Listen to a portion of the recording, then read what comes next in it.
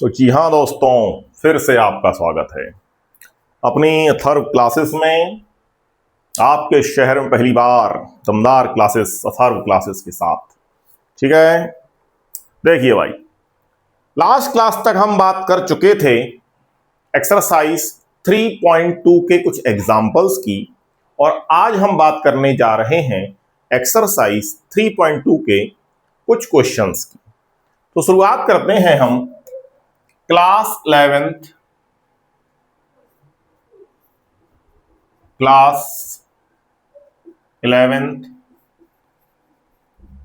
Chapter 3 and exercise 3.2 and this is question number 1।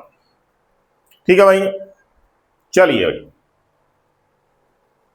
बात होती है पहले क्वेश्चन की, जहां पर पूछा गया है कि find the values of other 5 trigonometric functions in exercises from question 1 to 5। ठीक है, कहने का मतलब यह है कि हमें एक ट्रिग्नोमेट्रिक रेशियो दिया गया है, जैसे कि cos x is equal to -12। x lies in third quadrant, x lies in third quadrant. ठीक है, बात हो रही है कि अगर cos x is equal to -12 है तो बाकी के जो 5 और ट्रिग्नोमेट्रिक रेशियो होते हैं वो क्या होंगे, ये हमें फाइंड करना है। लास्ट क्लास में इसको हमने बखूबी अच्छी तरह से समझ लिया था कि अगर हमें एक ट्रिग्नोमेट्रिक रेशियो दिया गया तो बाकी के हमें 5 कैसे निकालने हैं, ये हमें कैसे फाइंड करते हैं।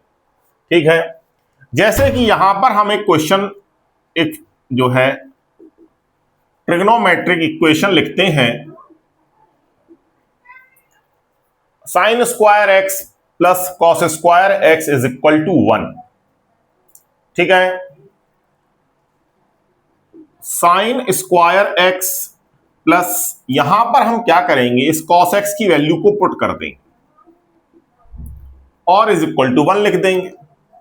ठीक है, साइन स्क्वायर एक्स ऐसे ही लिखा रहेगा, प्लस ये जो माइनस का हाफ है ये प्लस का 1/4 बन जाएगा, इज इक्वल टू 1 हो गया। Sine square x is equal to 1 minus 1/4 वहां चला गया, इसका हमने एलसीएम लिया, 4 - 1 इज इक्वल टू 1/4 आया। ठीक है, तो साइन स्क्वायर एक्स की वैल्यू 3/4 तक आ गई। अब अगर हमें साइन एक्स की वैल्यू को फाइंड करना है तो हम 3/4 पर एक रूट लगा देंगे, जिससे कि इसकी वैल्यू प्लस माइनस √3/2 बन जाएगी। ठीक है, अब ये प्लस होगा या माइनस होगा, इस बात का जो जजमेंट है इस बात से होगा कि ये जो एंगल है कौन से क्वाड्रेंट में है।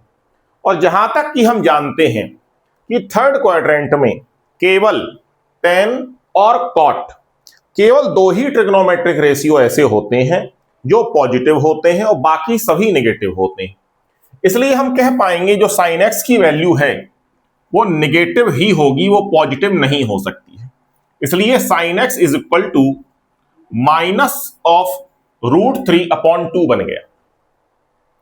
2 हमें ट्रिग्नोमेट्रिक रेशियो मिल जाते हैं, एक तो गिवन था, दूसरा हमने फाइंड कर लिया। ठीक है, दूसरा ये हो गया। अब बात हम करते हैं तीसरे की, हम tan x निकाल लेंगे क्योंकि sin x और cos x हमें मिल चुका है। tan x is equal to sin x कितना है, -√3/2 और cos x है -12। तो हम क्या करेंगे भाई, माइनस से माइनस को कैंसिल आउट कर सकते हैं, देखो भाई, और इस 2 से ये वाला 2 भी कैंसिल आउट हो सकता है। फाइनली tan x की जो वैल्यू है वो √3 आएगी, और हम देख सकते हैं जो वैल्यू है वो पॉजिटिव है, क्योंकि थर्ड क्वाड्रेंट में जो टेन और कॉट होते हैं यही पॉजिटिव होते हैं, तो देखो यही पॉजिटिव आया। कॉट एक्स की बात कर लेते हैं, cot X is equal to 1/10x होता है। इस प्रकार हम कॉट एक्स की भी वैल्यू निकाल पाएंगे जो कि 1/√3 होगी और ये भी पॉजिटिव होगी। इस तरीके से हम 4 ट्रिग्नोमेट्रिक रेशियो फाइनली निकाल चुके हैं। बात आती है पांचवें की, जो कि cos x और sin x से ही निकल जाएंगे। जैसे कि हम जानते हैं कि जो cosec x होता है it is equal to 1/sin x होता है। ठीक है, इस प्रकार cosec x की जो वैल्यू है 1/ ये कर देंगे हम 1/-√3/2। Hence cosec x is equal to -2/√3। Finally ये फिफ्थ ट्रिग्नोमेट्रिक रेशियो हमें मिल जाता है और last and sixth trigonometric ratio हमें मिलेगा जब हम sec x is equal to 1/cos x कर देंगे। sec x is equal to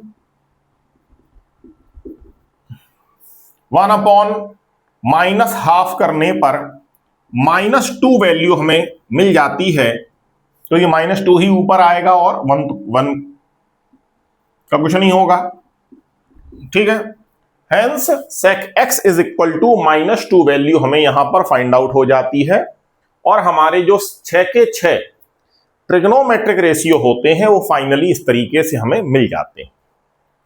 क्या मेरी बात समझ में आती है? इस तरह से सभी ट्रिग्नोमेट्रिक रेशियो निकालना यहां कोई बड़ी बात नहीं है। अब हम बढ़ जाते हैं अगले क्वेश्चन की तरफ और यही काम अगले 4 और क्वेश्चन में करना है। बिल्कुल सेम काम है, कुछ भी इसमें नया नहीं होने वाला है। देखिए भाई, जैसे कि हमसे पूछा गया है next question, sin x is equal to 3/5। Question 2 है ये, sin x is equal to 3/5 where x lies in second quadrant. ठीक है, इसको इरेज कर देता हूं मैं तो एकदम क्लियर हो जाएगा। Second quadrant,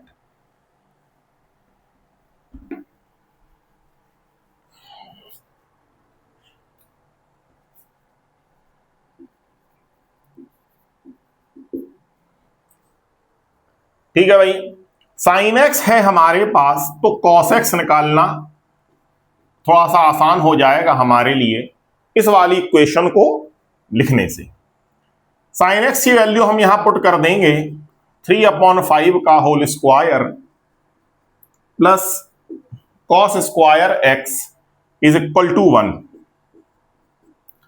9/25 plus cos square x is equal to 1। cos square x यहीं रहा, 9/25 दूसरी तरफ चला जाएगा नेगेटिव होकर। ठीक है, एलसीएम ले लिया इसका 25 minus 9 16/25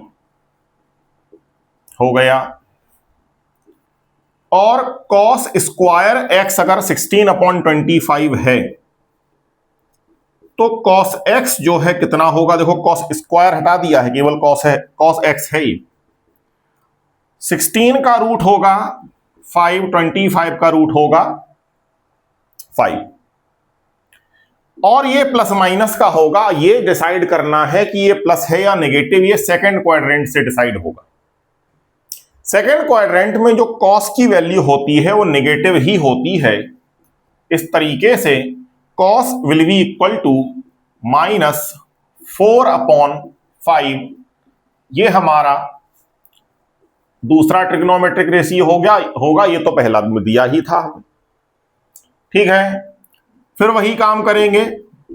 tan x is equal to sin x upon cos x होता है, हम जानते हैं।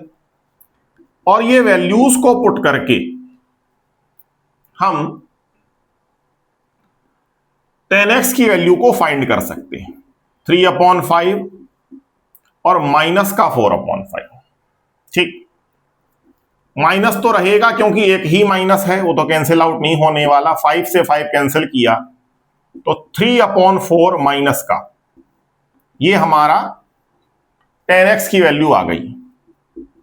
cot x क्या होता है? 1/10x होता है। 10x की वैल्यू इसमें पुट करने पर हम देख पाएंगे कि जो इनवर्स ऑफ 10x है वही cot x बन गया, और ये हमारा फोर्थ ट्रिग्नोमेट्रिक रेशियो हमें इस तरीके से मिल जाता है। क्लियर है क्या इतनी बात मेरी? ठीक, अगली बात पे अब आ जाते हैं। बाकी के दो और ट्रिग्नोमेट्रिक रेशियो हम फाइंड कर लेते हैं। हम जानते हैं cosec x is equal to 1/sin x होता है। sin x की वैल्यू दी गई है 3/5, तो 1/3/5 लिख दीजिए। Hence finally cosec x will be 3/5, और सेकेंड क्वाड्रेंट में साइन और कॉसेक ही पॉजिटिव होते हैं, तो आप देख सकते हैं ये यहां दोनों ही पॉजिटिव आ रहे हैं। लेकिन देख लीजिएगा sec x पॉजिटिव नहीं आएगा, क्योंकि सेकेंड क्वाड्रेंट में sec x पॉजिटिव नहीं होता है। sec x की वैल्यू है 1/cos x। cos x की वैल्यू हमने फाइंड की थी -4/5, -4/5 माइनस इनवर्स हो गया, ये रेसिप्रोकल कर दिया हमने इसका, और इस तरीके से हमें जो हमारा छठवां ट्रिग्नोमेट्रिक रेशियो है वो भी हमें फाइंड हो जाता है, और इस तरीके से सारे के सारे ट्रिग्नोमेट्रिक रेशियो हमें मिल जाते हैं। ठीक है, अगली बात पे हम आ जाते हैं। cot x हमसे पूछा गया है, cot x is equal to 3/4 है अगर, और x थर्ड क्वाड्रेंट में लाई कर रहा है, तो बाकी के 5 ट्रिग्नोमेट्रिक रेशियो क्या होंगे ये हमें जानना है। ठीक है भाई, देखते हैं। थर्ड क्वाड्रेंट है हमारा,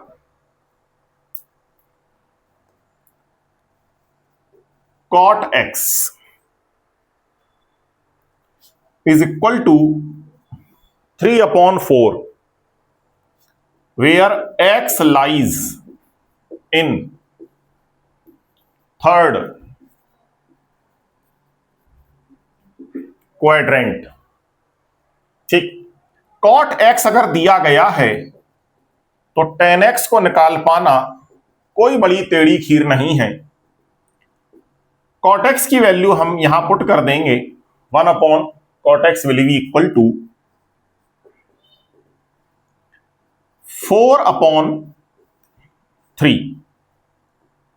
तो ये हमारा पहला ट्रिग्नोमेट्रिक रेशियो है, और दूसरा भी हमें यहां पर मिल जाता है। अब देखो, यहां cot है यहां tan है, दोनों ही सिचुएशन में ना साइन है ना cos है, तो वो जो sine square x plus cos square x is equal to 1 वाला जो इक्वेशन है वो पुट कर पाना तो यहां संभव नहीं हो पा रहा है। इसलिए हम क्या करेंगे, एक इक्वेशन हमारे पास tan x में भी होती है। क्या होती है भाई? sec square x minus tan square x is equal to 1 होती है। जानते हैं, हम पढ़ा है, हमने पढ़ा है। आपने पढ़ा है कि नहीं पढ़ा ये बताइए। 3 ट्रिग्नोमेट्रिक इक्वेशंस होती हैं, sec square x minus tan square x, ये सभी को याद होनी चाहिए, और मैं उम्मीद करता हूं आपको अगर याद ना हो तो अब आप भी याद कर लीजिए। ठीक है, ये तीनों, ठीक है। उसमें हम इस वाली का यूज कर ले रहे हैं क्योंकि tan स्क्वायर x है हमारे पास, इससे sec निकल जाएगा। sec निकल जाएगा तो आगे की कहानी भी हमारे लिए थोड़ी आसान हो जाएगी। देखिए भाई, sec square x tan square x की वैल्यू पुट कर देते हैं, 4/3, ठीक है, स्क्वायर कर दिया उसका, सेक स्क्वायर एक्स माइनस इसका स्क्वायर कर दीजिए 16/9। 16/9 को यहां पर दूसरी तरफ ट्रांसपोज करके ले जाइए तो ये पॉजिटिव हो जाएगा क्योंकि यहां नेगेटिव था, ठीक है। सेक स्क्वायर एक्स, यहां एलसीएम ले लो 9 का, 9 + 16 = 25/9। यहां से हमें सेक एक्स भी मिल जाता है, रूट लगा देंगे हम 25/9 पर, जो कि 5/3 प्लस माइनस का हो जाएगा। थर्ड क्वाड्रेंट से हम डिसाइड कर लेंगे ये प्लस होगा या माइनस। थर्ड क्वाड्रेंट में तो सेक माइनस ही होता है, अतः हम इसकी माइनस वाली वैल्यू को एक्सेप्ट करेंगे और प्लस को छोड़ देंगे। 1 2 3 ट्रिग्नोमेट्रिक रेशियो हमें इस तरीके से यहां पर मिल जाते हैं। हम जानते हैं cos x = 1/sec x होता है, और sec x की जो वैल्यू है अभी हाल हमने फाइंड की है -5/3। इस तरीके से cos x की वैल्यू भी क्लियर हो जाती है -3/5, और ये हमारा फोर्थ ट्रिग्नोमेट्रिक रेशियो हो जाता है, ठीक है। एक और ये वाली भी हम चाहें तो आइडेंटिटी लगा सकते हैं, लेकिन उससे आसान तरीका है कि आप tan x = sin x/cos x लिख दो, तो वो थोड़ा आसान तरीके से आ जाएगी। नहीं तो वो दूसरा तरीका भी जायज है, कोई दिक्कत नहीं, आप कर सकते हैं।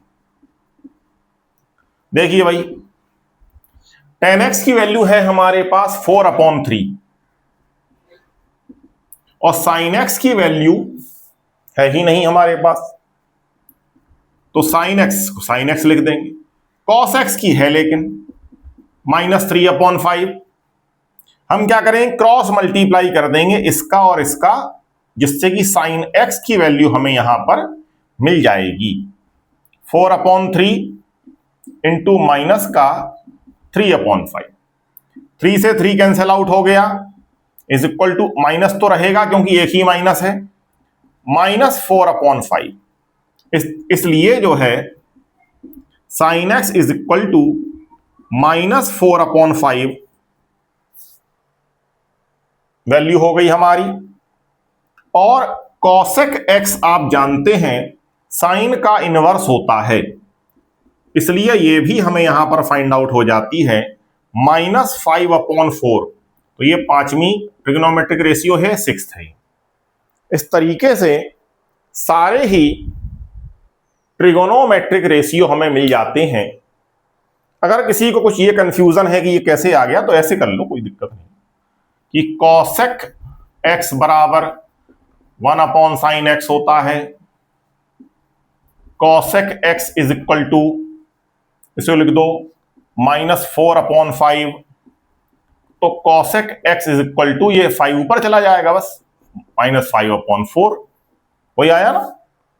उसका सीधा तरीका है, इसको उल्टा कर दो, बस डिनोमिनेटर को न्यूमरेटर और न्यूमरेटर को डिनोमिनेटर बना दीजिए, काम क्लियर हो जाएगा।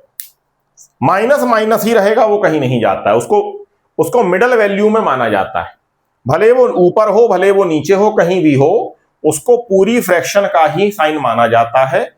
ऐसा कभी मत सोचिए कि वो -4 का है या 5 का है, वो दोनों का है, वो मिडल में ही लगता है हमेशा, ठीक है। क्या मेरी इतनी बात?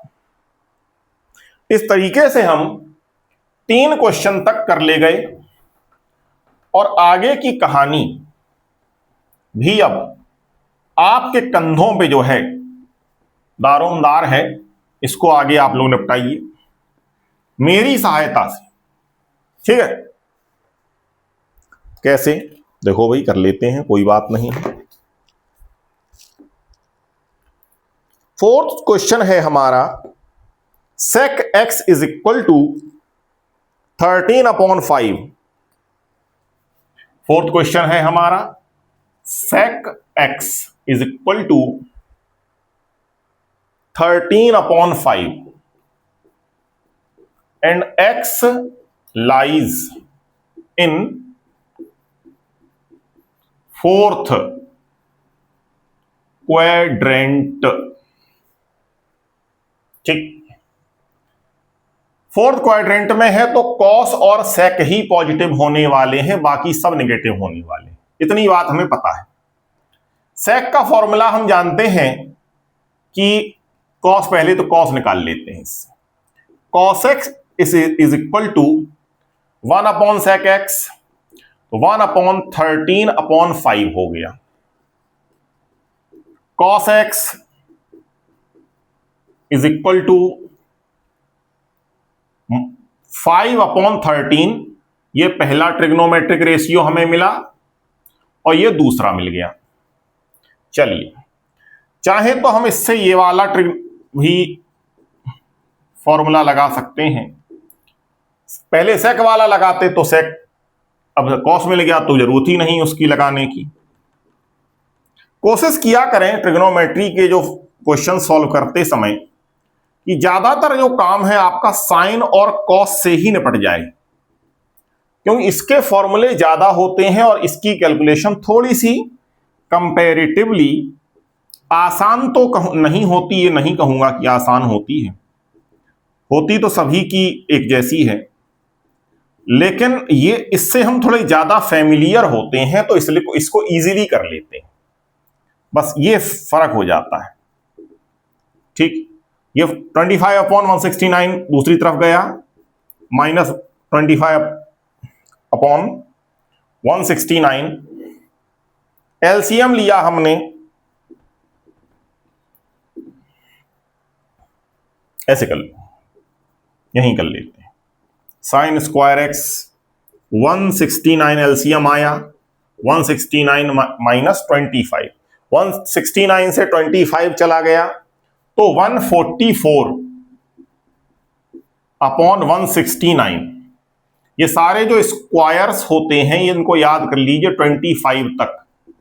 ठीक है, अभी मैं लिख देता हूं इनको, तो आप लोग लिख लीजिएगा इन्हें। ठीक है, इसका रूट लिख लेंगे। ठीक है, 169 which is equal two plus minus, तो ये 144 12 का होता है, ये 13 का होता है।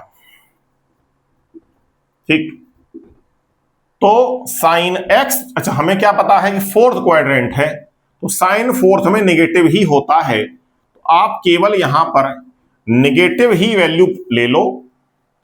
Sign X is equal to -12/13, ये इस तरीके से हमें थर्ड ट्रिग्नोमेट्रिक रेशियो मिल जाता है। ठीक है, साइन भी पता है, कॉस भी पता है, तो tan x मिलने में आसानी ही रहेगी। tan x is equal to sin x upon cos x। tan x, sin x की वैल्यू पुट कर देते हैं, -12/13, cos x बराबर होता है 5/13, 13 से 13 खत्म हो गया, -12/5, तो tan x की जो वैल्यू है -12/5 हमें मिल जाती है। ठीक है, क्लियर है क्या इतनी बात?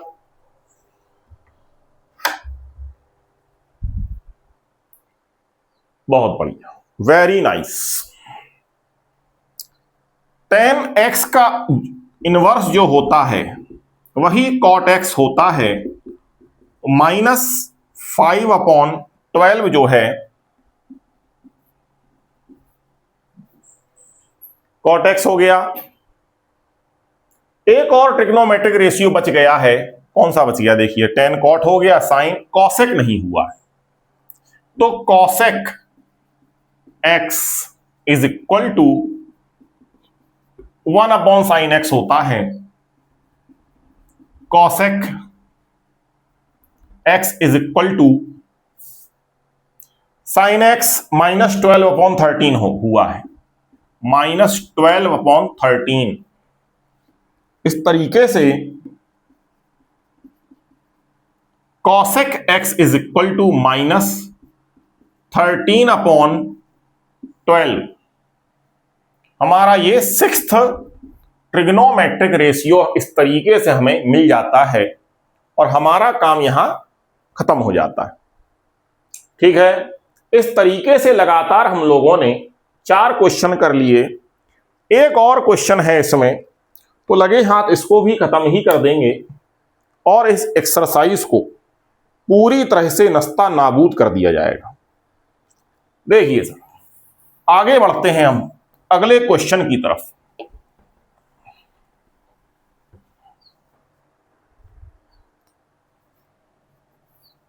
फिफ्थ क्वेश्चन है हमारा tan x is equal to -5/12 and x lies in second quadrant. ठीक है, x जो है कि वो सेकेंड क्वाड्रेंट में लाई कर रहा है। ठीक है, हम जानते हैं कि जो cot x होता है दैट इज 1/tan x। तो tan x की वैल्यू हम यहां पर पुट कर देंगे जो कि दी गई है हमें। तो पहला ट्रिग्नोमेट्रिक रेशियो तो यही हो गया, दूसरा हो गया है इनवर्स हो जाएगा ये -12/5। ये दूसरा ट्रिग्नोमेट्रिक रेशियो हमें मिल जाता है। इसमें एक आइडेंटिटी लगा देते हैं। देखो cosec x minus cosec square x minus cot square x। ठीक है, चाहो tan वाली लगा सकते हो आप, sec और tan वाली।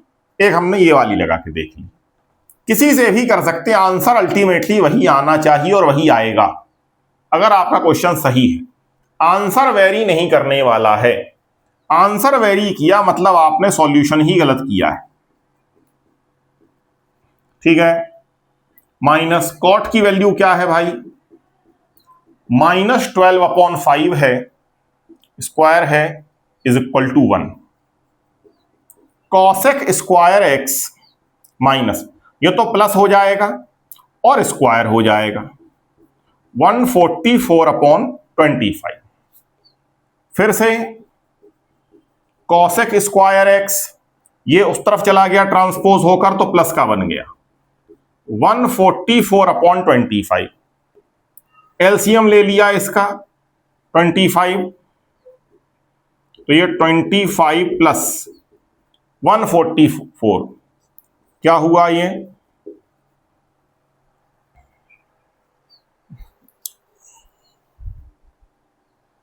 ठीक। चलिए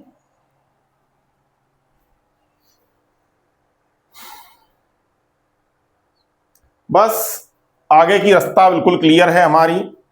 तो ज्यादातर कैलकुलेशन होती है 144, 25, 169। ये जो एक ट्रिग्नोमेट्रिक ट्रिपलेट होता है एक, है ना, पाइथागोरियन ट्रिपलेट, पढ़ चुके हैं आप छोटी क्लासेस में, है ना। जैसे 3, 4, 5 होता है, ठीक है, उसी तरह से 5, 12 और 13 होता है।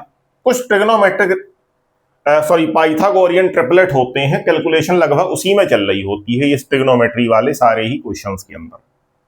ओवरऑल आपने भी अभी तक ऑब्जर्व किया होगा कि ये 144, 169, 25, 3, 4, 5, 16, 25, 9 ये बार बार आता रहता, घूमता रहता, सारा क्वेश्चन इसी में चल रहा होता है। ऐसा ही होता है क्योंकि ये पाइथागोरियन ट्रिपलेट है ये, है ना। जो पाइथागोरस थ्योरम को सेटिस्फाई करते हैं ऐसे नंबर्स को हम पाइथागोरियन ट्रिपलेट कह देते हैं। ठीक है, तो cosec square x is equal to 169, इन्हें ऐड कर दिया आपने तो ये 169 हो गया ये। और 169 है 13 का स्क्वायर, तो कॉसेक एक्स फाइंड करने के लिए 169 और 25 का हम रूट ले लेंगे जो कि प्लस माइनस 13/5 हो जाएगा। अच्छा, ये कॉसेक प्लस होगा या नेगेटिव होगा ये सेकेंड क्वाड्रेंट से हम डिसाइड कर लेंगे। और सेकेंड क्वाड्रेंट में जो कॉसेक होता है वो प्लस होता है, अतः हम प्लस साइन को मानेंगे और माइनस को हटा देंगे। दूसरा, अब ये फाइनली तीसरा हमें ट्रिग्नोमेट्रिक रेशियो मिल जाता है, इससे हम साइन को फाइंड कर सकते हैं। ठीक, 1/cosec x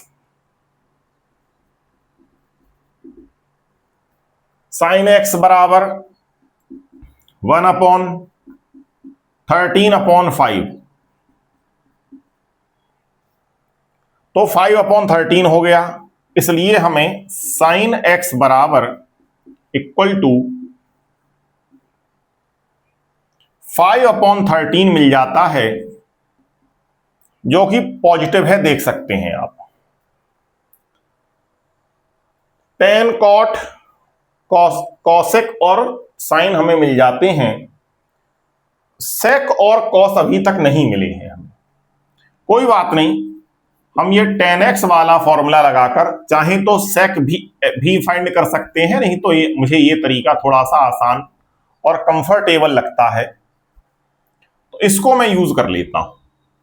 tan x की वैल्यू हमें दी गई है -5/12 और sin x की वैल्यू अभी हमने निकाली है 5/13 cos x। ये -5/12 cos की जगह ले सकता है, cos यहां आ सकता है। ठीक है, क्रॉस मल्टीप्लीकेशन हमने पढ़ा है, हम जानते हैं। ठीक है, और इसमें अभी अगर अभी तक सिंप्लीफिकेशन में कोई दिक्कत है तो कॉन्टैक्ट इमीडिएटली, मैं सॉल्व करूंगा इस। ठीक, देखिए भाई, 5/13 अपॉन -5/12, और आप कह सोचते होंगे आज तक अच्छे नहीं इस बात को समझ पाए, तुम क्या समझोगे भाई, लेकिन नहीं है दोस्त, बात में है दम। जानदार सवारी, शानदार सवारी। खैर, आगे की बात करते हैं। हमें ये ट्रिग्नोमेट्रिक पांचवा ट्रिग्नोमेट्रिक रेशियो जो है मिल जाता है, रेशियो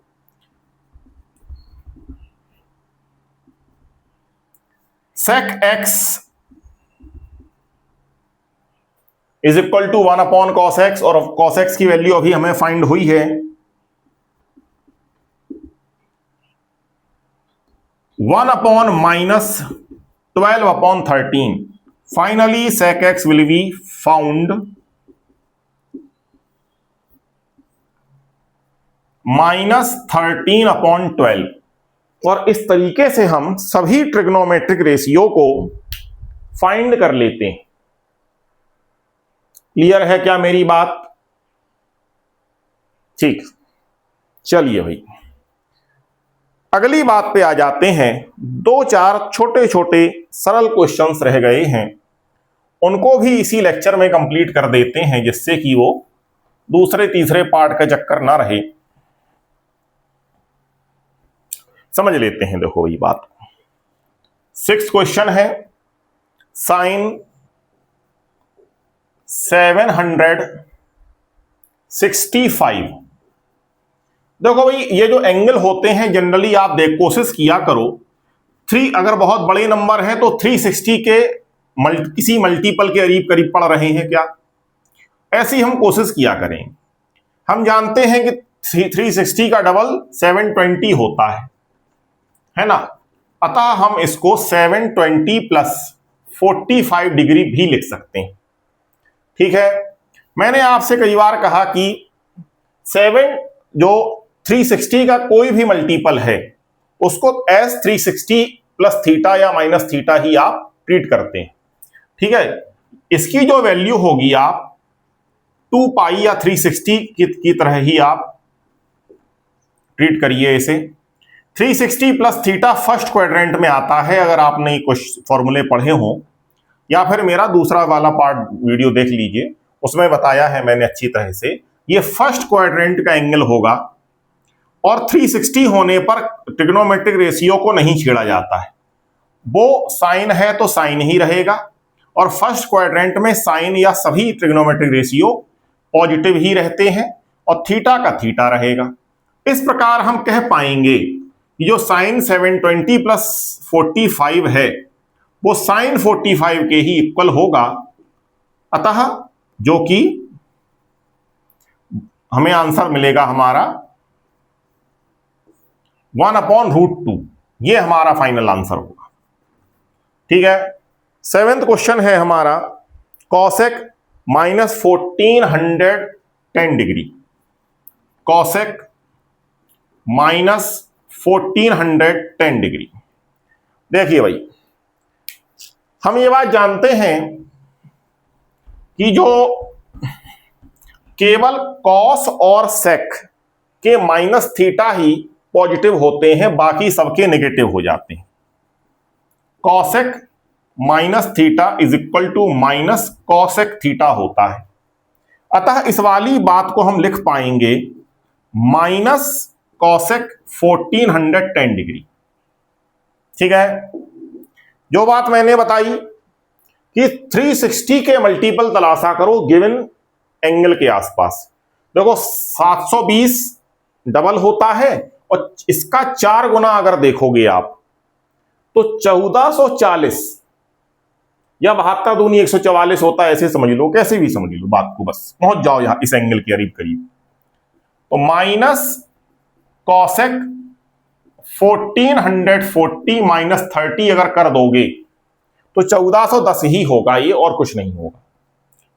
ठीक है भाई, चलिए माइनस को तो छोड़ देते हैं, अभी बात हम करते हैं। मैंने क्या बताया, 360 का कोई भी मल्टीपल हो उसे आप 360 की तरह ही ट्रीट करेंगे और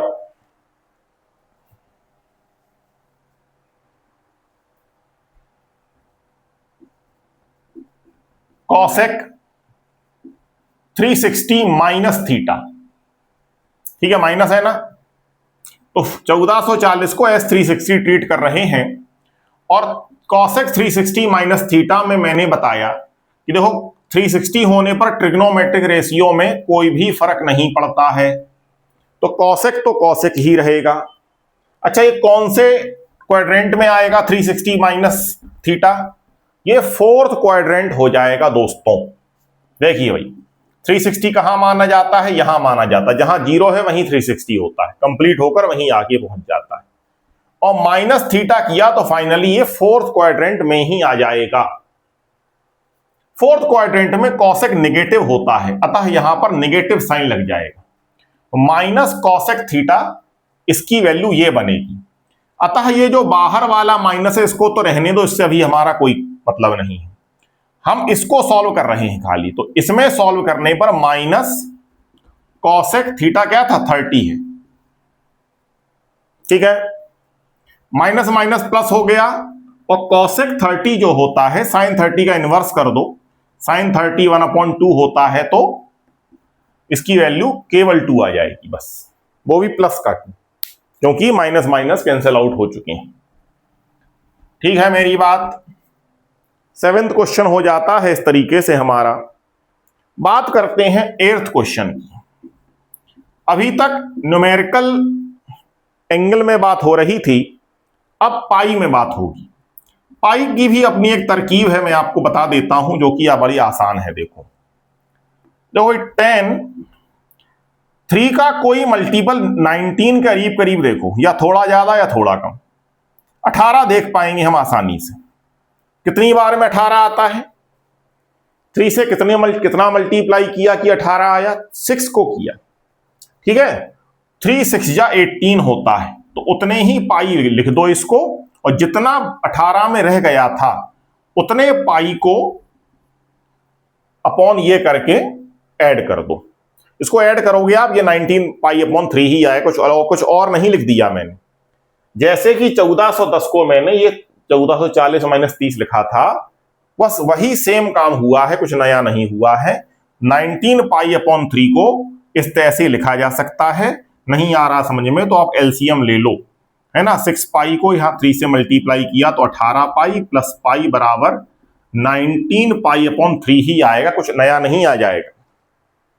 ठीक है, उसको ही ब्रेक करने का एक तरीका मैंने बताया बस आपको। ब्रेक करने से फायदा यह होगा कि ब्रेक डाउन होगा, ठीक है भाई। देखो भाई 6 पाई जो है एक 2 पाई का मल्टीपल है। 2 पाई क्या होता है? 360 ही तो होता है। 360 को ही तो 2 पाई कहते हैं। जैसे कि मैंने बताया कि 360 का कोई भी मल्टीपल ले लीजिए, उसे आप एस 360 ही ट्रीट करते हैं। वैसे ही 2 पाई का भी कोई भी मल्टीपल ले लीजिए, उसे एस 2 पाई ही ट्रीट किया जाएगा। ठीक है मेरी बात? तो 2 पाई का मल्टीपल है 6 पाई, मतलब इसको हम एस 360 ही ट्रीट कर लेंगे। जैसे कि मैंने कहा 360 प्लस पाई बाई 3, या थीटा कह लो इसको, अभी थीटा कह लेते हैं एस फॉर्मूला लिखने के लिए। तो 360 प्लस थीटा जो है फर्स्ट क्वाड्रेंट बन जाता है, जहां पर सभी पॉजिटिव हैं और 360 होने पर कोई भी ट्रिग्नोमेट्रिक रेशियो में चेंज नहीं आता है। इस प्रकार आप कह पाओगे कि tan 6 pi plus pi by 3 जो है वो tan pi by 3 he treat किया जाएगा, और कुछ नहीं नया बनेगा। वो tan pi by 3, tan pi by 3 मतलब tan 60 की बात हो रही है, जो कि √3 होता है। ठीक है, tan 60 की जो वैल्यू है वो √3 होती है। इस तरीके से हमारा ये 8th क्वेश्चन सॉल्व हो जाता है। बस 2 क्वेश्चन और हैं केवल। Sine -11 pi by 3, sine -11 pi by 3, minus को हम बता चुके हैं आपको, sine minus theta is equal to minus sine theta होता है। ठीक है भाई, तो इस वाले माइनस को तो बाहर फेंक दो आप। ठीक है, बाहर फेंक दो मतलब इसको एक साइड में कर दो, बाकी केवल बात चलेगी केवल 11 पाई बाई 3 की। ठीक है भाई, 11 पाई बाई 3 हमने कहा कि 3 का कोई मल्टीपल देखो जो 11 के आसपास आ जाता हो, तो 12 आ जाता है। 4 3 जा 12 होता है, तो 12 तो ज्यादा हो गया भाई 11 से, तो एक कम कर दो भाई। ठीक है, माइनस पाई बाई 3। चलिए 2 पाई का मल्टीपल है, मतलब इसे 360 की तरह ट्रीट करेंगे हम। तो 360 माइनस, यहां समझो 360 माइनस थीटा 4th क्वाड्रेंट का एंगल माना जाएगा, जिसमें साइन होता है निगेटिव, माइनस साइन थीटा बन जाएगा। ठीक है, ये साइन को इस वाले माइनस को नहीं छेड़ेंगे, ये ऐसा ही रहेगा। केवल हम माइनस साइन, जो थीटा क्या था हमारा पाई बाई 3, उसको लिख देंगे। माइनस से माइनस कैंसिल आउट कर दो, केवल sine pi by 3। Pi by 3 क्या होता है? 60 होता है। साइन 60 की वैल्यू हम सभी जानते हैं, बचपन से ही, पैदा होते ही याद कर ली थी मैंने, √3/2 होती है। क्लियर हुई बात? बस एक आखिरी क्वेश्चन। ठीक है, बहुत सीमा रेखा से बस 1 इंच की दूरी पे हैं हम, डरने की कोई बात नहीं। ठीक है, चलिए बात होगी 10वें क्वेश्चन की। 10 और बस। Cot -15 pi upon 4, cot -15 pi upon 4, crazy 4। देखिए भाई क्या होती है इसकी वैल्यू। पहली बात तो यह है कि cot minus theta is equal to minus cot theta होता है, तो ये माइनस बाहर आ जाएगा। कॉट 15 पाई अपॉन 4 की बात करेंगे। 4 4 जा 16 होता है, मतलब जो कि 15 के आसपास है। तो हम क्या करेंगे, 4 पाई 4 पाई लिखेंगे, और 1 पाई को, पाई पाई का हिसाब होगा भाई, किसी पाई में कोई कमी नहीं हो, पाई पाई का हिसाब करने के बाद एक एक्सरसाइज को खत्म किया जाएगा। 4 पाई जो कि 2 पाई का मल्टीपल है, उसको हम 2 पाई या 360 की तरह ही ट्रीट कर देंगे और 360 माइनस थीटा की बात होगी। 360 माइनस थीटा फोर्थ क्वाड्रेंट होता है, हम जानते हैं। फोर्थ क्वाड्रेंट में कॉट निगेटिव हो जाता है भाई, अतः माइनस कॉट थीटा हमारा ये बन जाएगा। थीटा क्या है? π/3 है। इस वाले माइनस को ध्यान में रखे रहना, वो ना छोड़ देना। ये कॉट इतने की वैल्यू है, केवल cot theta, minus cot theta, तो ये माइनस कॉट π/3 लिखा रहेगा। ये माइनस माइनस कैंसिल आउट हो गए।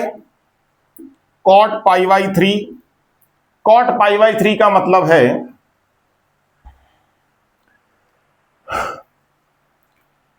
60 हो गया ये। तो कॉट 60 की जो वैल्यू होती है वो 1/√3 होती है। तो फाइनली हमारा जो आंसर है 1/√3 हो जाएगा। इस तरीके से फाइनली हमारी ये जो एक्सरसाइज है 3.2 ये सफलतापूर्वक यहां पर आकर खत्म हो जाती है, फिनिश हो जाती है।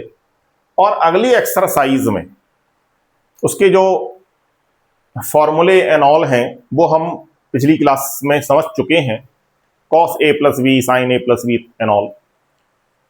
तो फॉर्मूले बताने की जरूरत नहीं है, आप सेकंड पार्ट में वो उन्हें देख सकते हैं, आई थिंक थर्ड पार्ट में। और अगले लेक्चर में हम एक्सरसाइज 3.3 को सॉल्व करेंगे। फॉर्मूले हमें पहले से आते हैं, अतः हमें सीधे ही एक्सरसाइज या एग्जाम्पल्स को ही सॉल्व करना स्टार्ट करना है, इसलिए बिल्कुल भी मिस मत करिए। ठीक है, thank you very much all of you.